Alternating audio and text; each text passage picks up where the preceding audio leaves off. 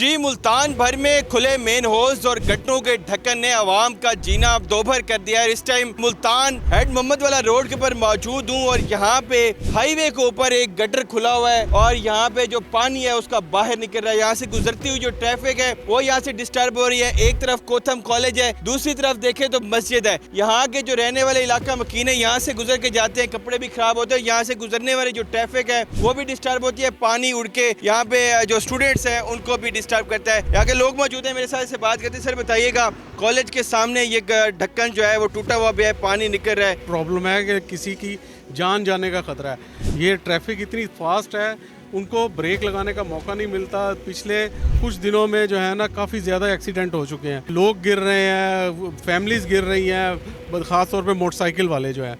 अच्छा, फिर उसके बाद जो है हमारे स्टूडेंट्स हैं, स्टाफ है, ठीक है, बिल्कुल सामने मस्जिद है और नमाज़ पढ़ने के लिए भी नहीं जा सक रहे, इतना प्रॉब्लम है। लोगों के कपड़े भी ख़राब हो रहे हैं, बहुत मसला है। और वासा वालों को तो जो है ना हम कंप्लेंट्स की है, बारहा कंप्लेंट्स की है, लेकिन किसी की इनके बाद क्या कहते हैं, कैसे नहीं हल कर रहे है ना, वो आगे फर्दर बताते हैं कि जी फ़लाँ के पास चले जाएं, फ़लाँ के पास चले जाएं, और हर दरवाज़ा खटखटाया है। हमने पोर्टल पे भी कंप्लेंट की है, उसका भी जो है ना हमारे पास वो है कंप्लेंट्स नंबर, ठीक है, लेकिन कोई वो नहीं है। अपने पैसे हमने 2 दफ़ा इस गटर को बनवाया, ठीक है, इसके ढक्कन लगवाए हैं, लेकिन वासा वालों को कोई ख्याल नहीं आ रहा, बिल्कुल भी कोई इंसानी ज़िंदगी का ख्याल नहीं है, कोई मसला नहीं है। आप बताइएगा, यहाँ से गुजरते हैं क्या मसाइल होते हैं? मस्जिद में जाते हैं नमाज के लिए तो कपड़े सारे ख़राब हो जाते हैं।